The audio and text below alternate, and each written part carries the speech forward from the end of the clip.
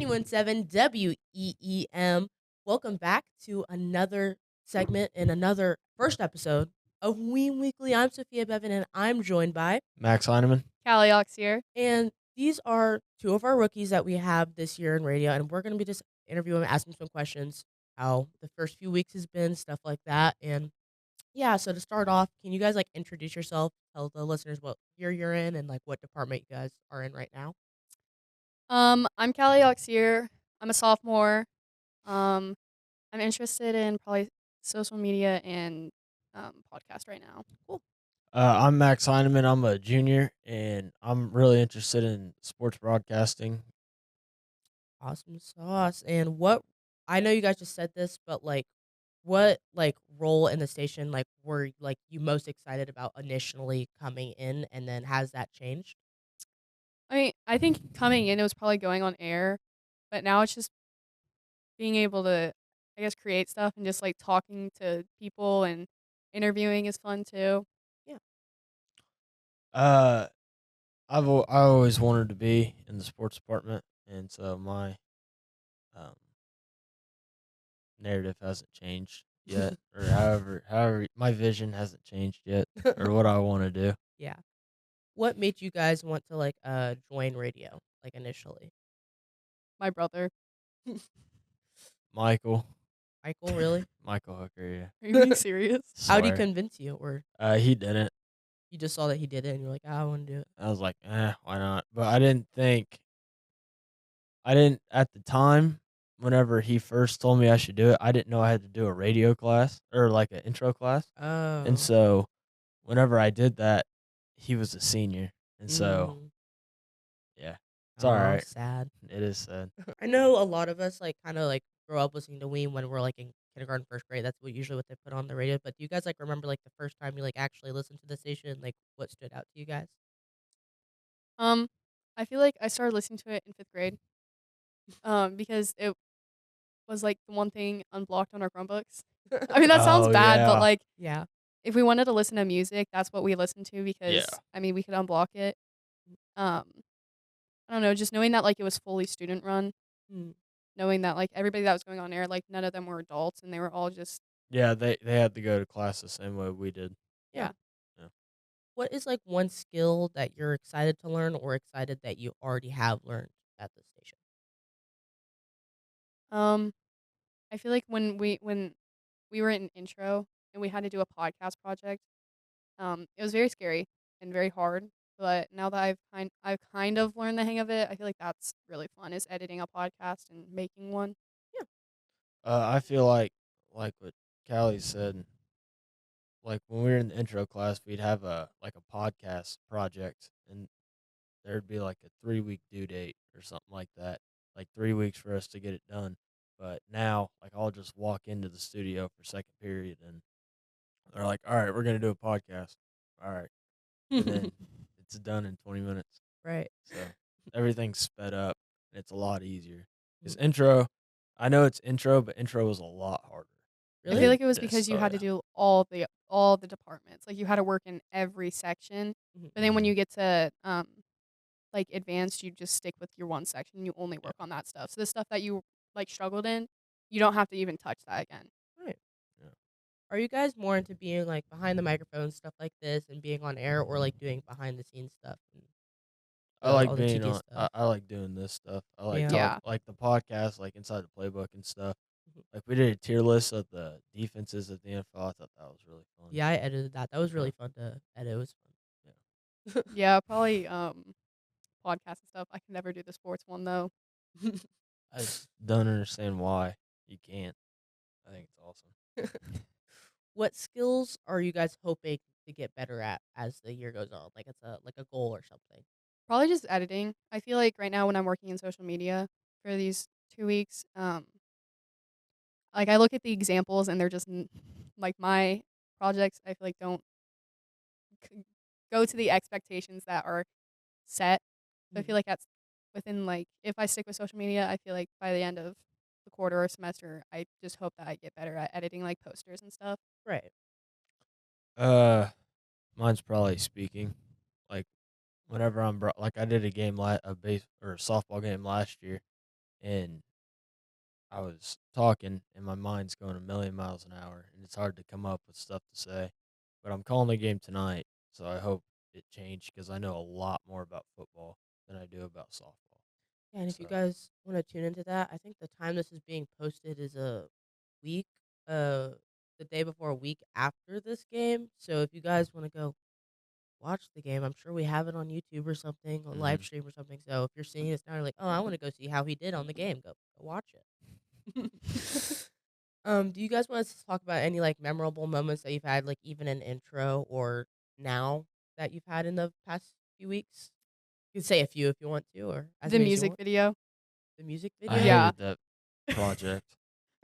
Me and Max were grouped together. That kept me awake at night. I remember- lost sleep over that project. I I remember doing hated that that my project. intro year. me, Max, Connor, and Emma. We were all together. Emma is the only one that didn't go into advanced. But okay. the weirdest options of songs, and it was like such weird requirements, but it was just so fun. Like getting to be in the halls and just listening to the same song over and over again and recording it, and it's like 10 minutes later you hear it on air. Did you guys get to choose your groups? We did originally, and then a few of us Yeah. complained, and then he Oh. started moving us around. It was like we didn't get to choose, but he kind of stuck us with people he knew that we like hung out with. But I see. he separated like my group of four and put me with somebody that I wasn't a big fan of. So I started complaining, and then he stuck me with Max. You're not a big fan of me, anyways. What song were you guys doing? We we did Who Let the Dogs Out. Who let the dogs Yeah. out? So It still oh, plays in repeat. You know in what my is mind. so funny? Last year in advanced, Mr. Whitehair was asking like Layla, like, "Hey, you should pick like the song choices for the intro students," and then she was like choosing all this song. She's like, "Oh my god, they'd love to do Who Let the Dogs Out," and she typed that up on the list, and I I was think- laughing so hard. I think the only reason we did Who Let the Dogs Out was because there were so many repeated words, and like right, the it's verses were easy. just repeated and repeated, and I want to say it was the shortest. It It was might have been. it was that or Apple. Or Oh, yeah, she Apple. also she was like, "Oh my god," she loved Charlie XCX. I mean, I like her too, but I can't listen to Apple anymore after that. Yeah. After hearing it from like all the other groups, it was really bad. I remember my music video project, my intro year, we did I think Whitehair chose the songs that time, and we did I didn't care what song we did, and my partner wanted to do what's the one Lego movie song? Everything is awesome. Oh, yeah. And it was memorable. That was my least favorite project. really? Yeah. I just Hated kind that of like the project. freedom to Yeah, it. yeah, I do. I like it as well. It was just a lot of editing, and at the time I hated video editing, and now Yeah. I'm the podcast director, so I don't- didn't edit Yeah. any Well, of that video. our 0. our You're such a roles team of it. player. our roles Yeah. were him and Connor were pretty much every single clip in that music video, and me and Emma edited it. Oh, that's nice. So if they That didn't is have to a touch the lie. editing. That is such a lie. What? If I knew that, I would have contributed more. Like, Connor we- was in every clip. I was in like every 6th. I don't think I was in his. I think I was in maybe 3 clips. I was in Emma as little was as in- possible. Emma was in quite a bit. Well, because Connor didn't care. Connor was the only one who would do the barking scenes too. Yeah. Oh, So it was like gosh. each time it barked, Connor was the only one that would do that. How was going on air? Like, I know that's a little bit nerve wracking for some like rookies. I know it was for me, but how was like going on air going for you guys? Good. This is my favorite part. Really? Yeah. I like doing the trivia on the radio. It's fun. I feel like me and a few friends went on air a lot when we were in intro. I mean, we probably went on air the last few weeks. We went on air at least every day Yeah. or every other day. So I feel like it's Mhm. just Easy like for you? yeah, getting back into the schedule. Yeah. I remember when I went on air, like the first week that we went on air, I was on air too the first time, obviously, and it was fine. And then my second time I went on air, I was on air 1, which I was doing all the stuff basically, like it was Yeah. like all the intro, all the stuff, like, and then I literally could see my hands like visibly shaking as I was. I don't know why I was so nervous. I'm a lot more relaxed for me now. And Yeah. I mean, I feel like first times is definitely nervous. And I mean, I know that like you're gonna forget things every once in a while. Like I was on air, I was mic 1 the other day, Mhm. and I kept forgetting the 91.7 WEM at the very end. Yeah. But it's like besides that, it goes smoothly. So, any notes? Any notes, Max? No, I'm happy. You just okay. On all the 91.7 WEEM social media pages, we post great content almost every day. So regardless of where you're seeing us now, you should make sure you can see us on any platform. We post awesome content like skits and funny videos, updates on our sports teams and their games, updates on stuff happening around the campus and community, and much more. We're 91.7 WEEM on all our socials, Instagram, X, TikTok, YouTube, and Facebook. So don't be afraid to give us a follow.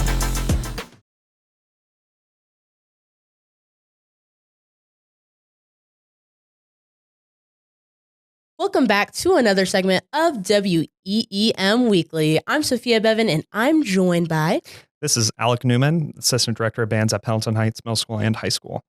Yeah, so I'm going to kick off the questions real quickly. And can you tell us a little bit about your background with music and education? Yeah, sure. So I went to Butler University and studied music education there.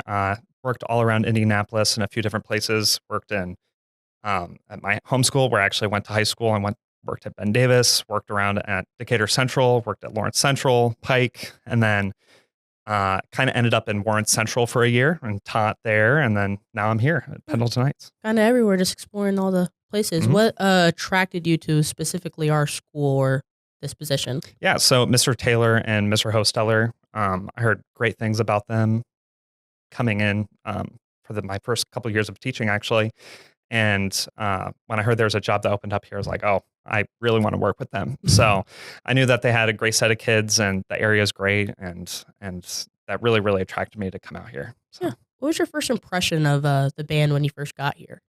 Of course, there's always things to work on, but I noticed that the responsibility that students had and their music making was kind of above all else. I thought it was really awesome to see that students really enjoy to be here, that the leadership of the directors and how we all kind of be cohesive about everything was really awesome to see. And it's something that I was really excited to be a part of. Really?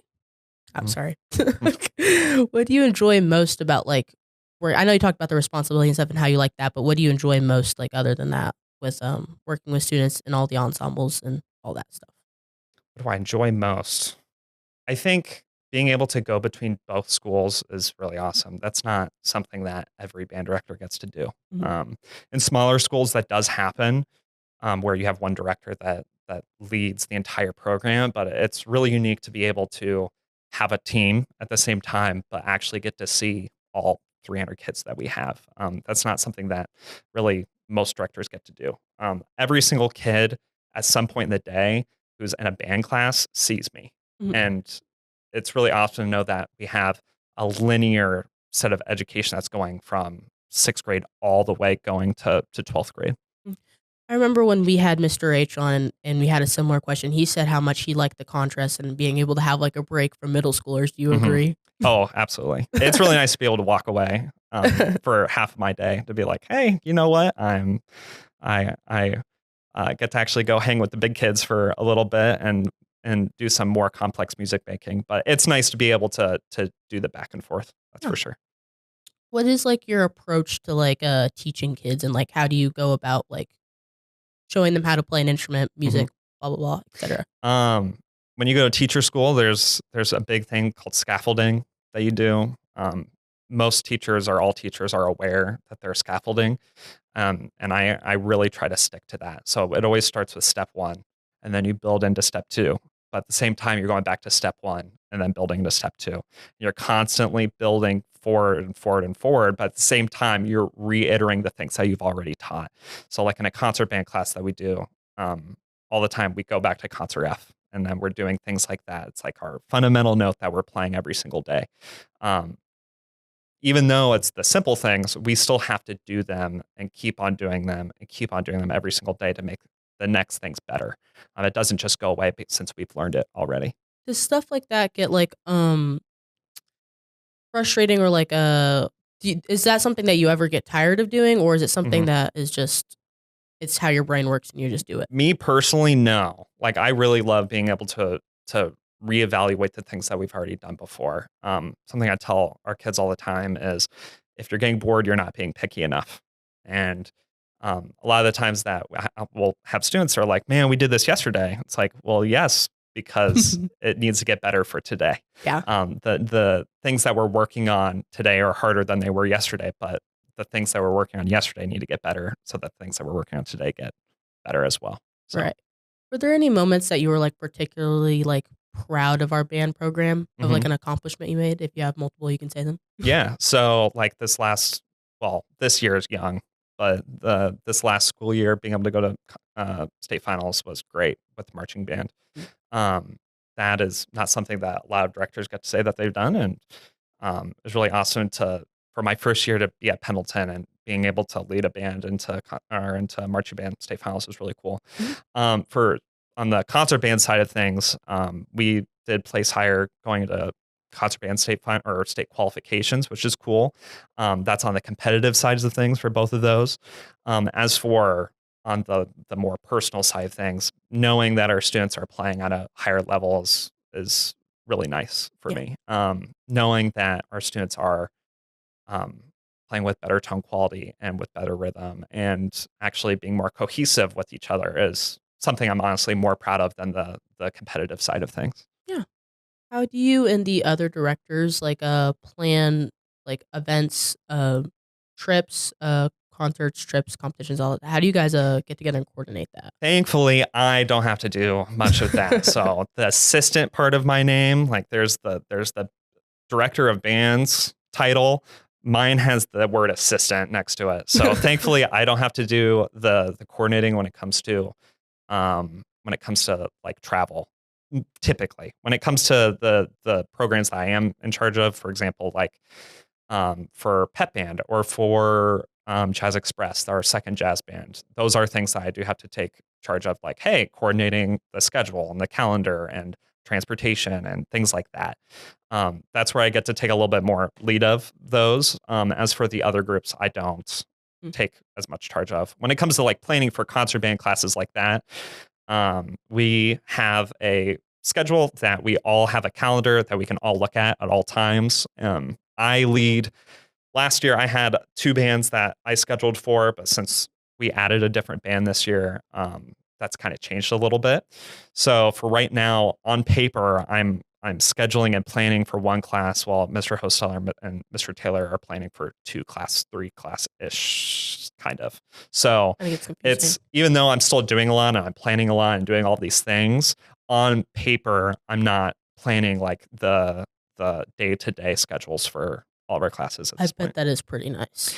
It can be, but there is something to be said that where you're constantly having to walk into a new battle every single day of like, okay, like I'm going from, for example, my 6th period class to my 7th period class. I'm going from high school to middle school, and I have to remember exactly what I'm doing for our second band at the middle school, even though I'm coming from our second band at the high school, which are 2 totally different curriculums that are happening. Right. So it is difficult.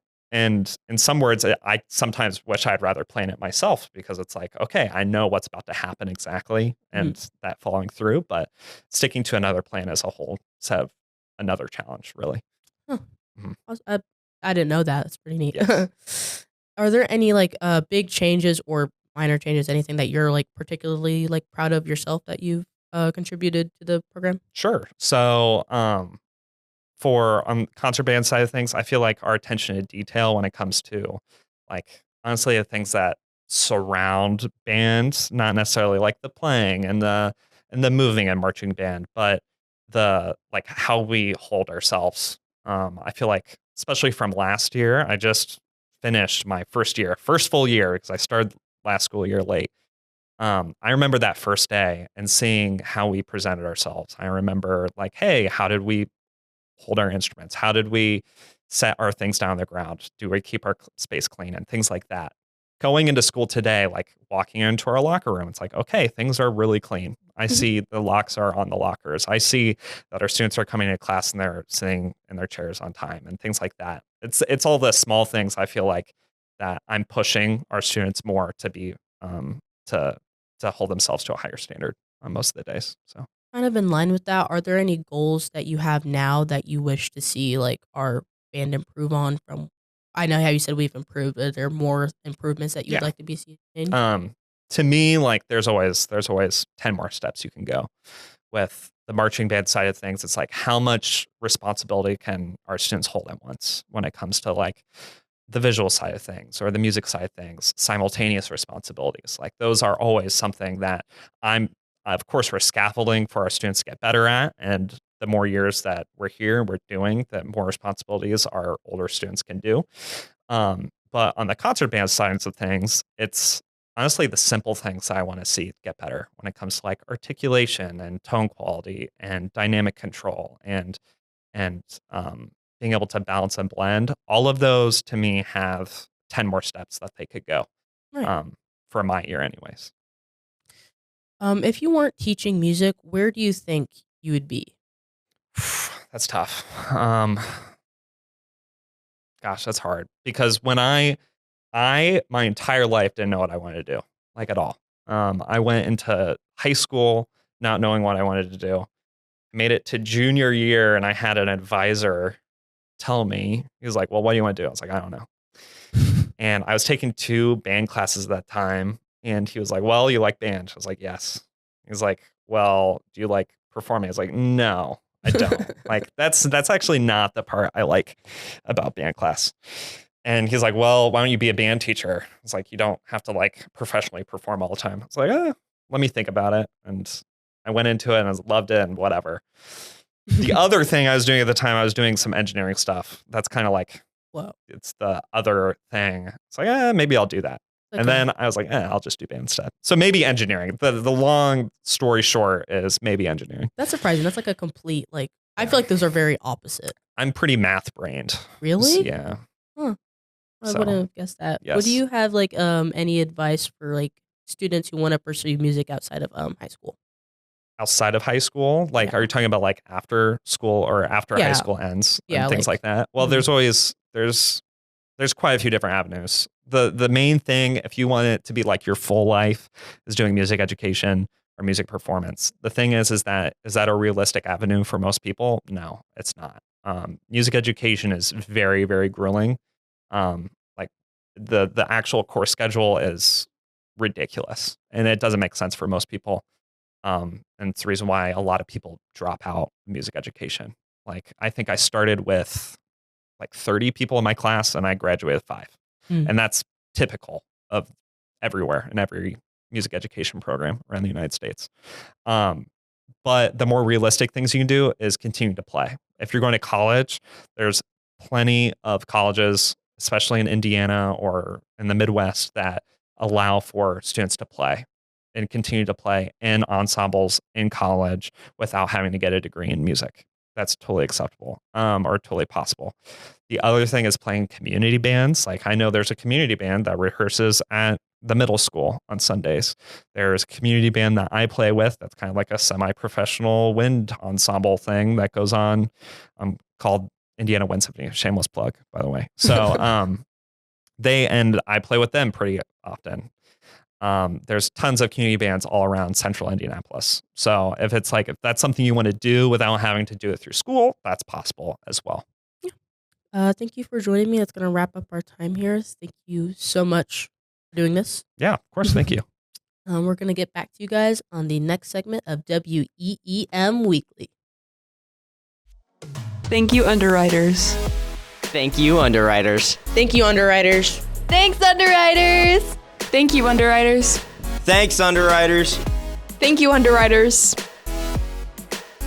We couldn't do it without your support. Welcome to this episode of We Thought You Might Like to Know. I'm Zion Palmieri, and I'm joined here alongside the Pendleton Heights Athletic Director, Chad Smith. Thanks for joining me. Yeah, thanks for having me. All right, so you are a former football coach, athletic director, and a father. So I thought you'd be perfect for this interview. Of course, we're talking about youth sports. Okay. You've dealt with youth sports for what I imagine is your entire life. Sure. How long have you been in the business of sports, really? Well, I mean, obviously, you know, being in sports as a youngster, so you grew up through the youth sports system, and now I've got a daughter here in high school that went through the youth system as well, and a couple of different sports, and then I've got a son right now that is also is just full go 100% all the time in youth sports right now, all year long. So been involved in it quite a bit for a long time.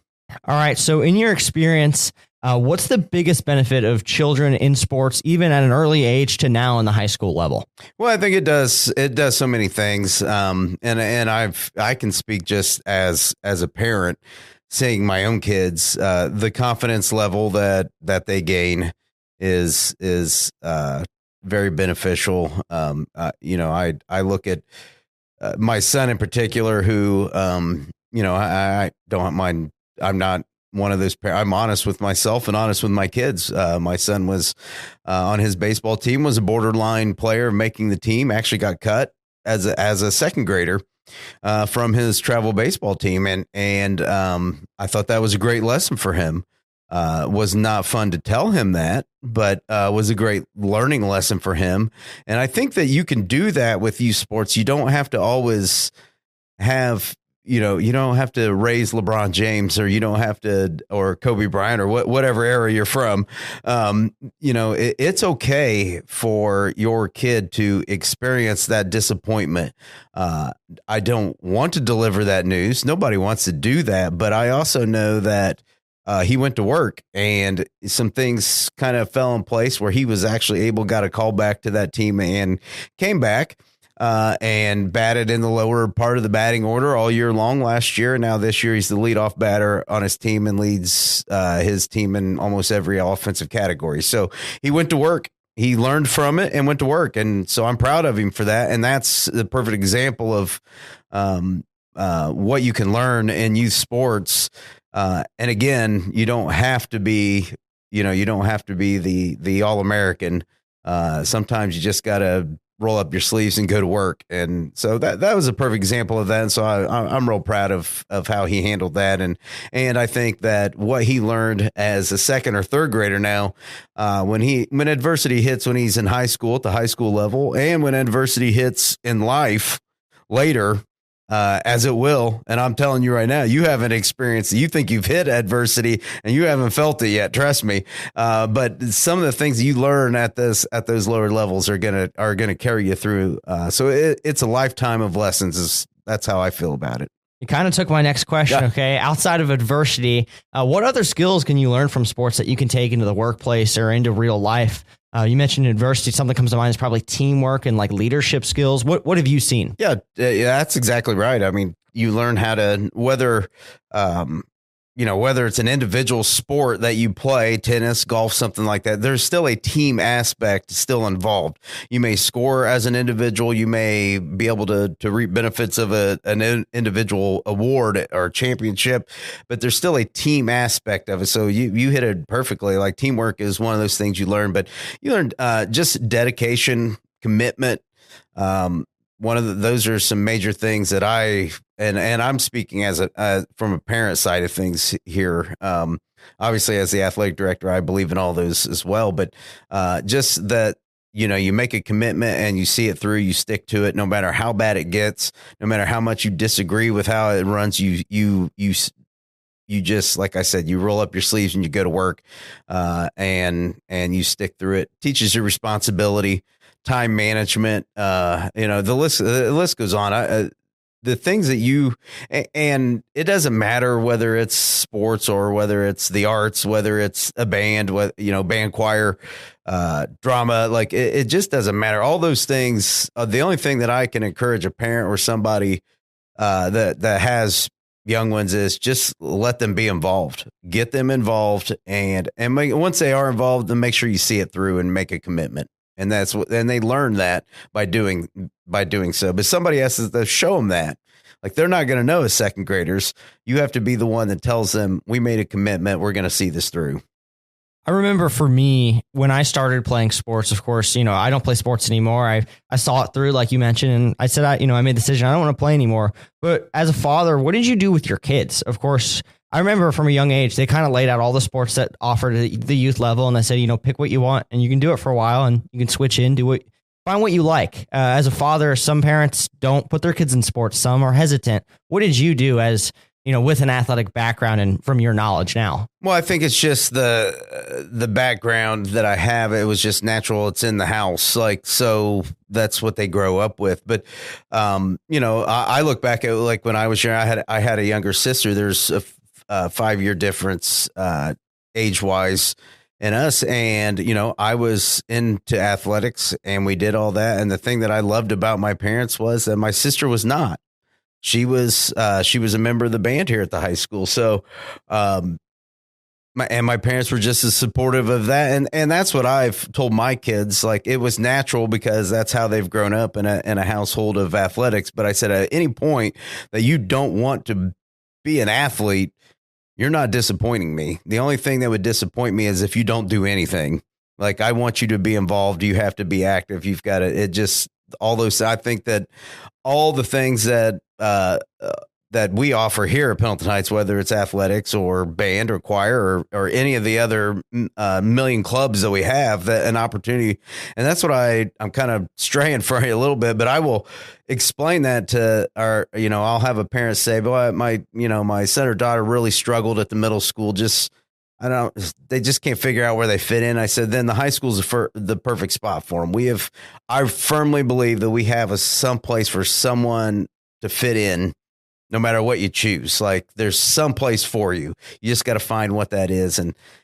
So going back to your original question, that it was natural being an athlete. But again, I've told them, like, if you don't want to be an athlete, you're not going to disappoint us. You do with a lot of parents. Is there ever parents that are like pretty hesitant about putting their children in sports? I know you're at the high school level, so that's a little bit different, but maybe at the youth level or anything. And what advice do you give to them? Again, same thing that we talked about. I just mentioned, like, just get involved, whether whether you want to play baseball, or if it's soccer, golf. If you don't want to be an athlete, then we've got plenty of other options in this community as well. Just find something to do, because it gives you a sense of belonging. And I think it's I don't have any science to back it up, but I know it's out there somewhere that when a human being feels welcomed and that they belong somewhere, they usually thrive. And so no matter what that is, just find your spot and thrive in it. Of course, you're in a role where you talk to a lot of coaches and maybe hire some. Is that something you kind of take into account of, like, how they're going to shape a kid into being the best version of themselves, maybe post high school, in high school? Is that something you ever take into account of, like, how the coach is going to develop a person? That is probably the number one really thing that I look at. Yeah, absolutely. We don't, we all like to win. And that's the goal and so that always is an aspect, but I also look at the human being piece of it as well. And, if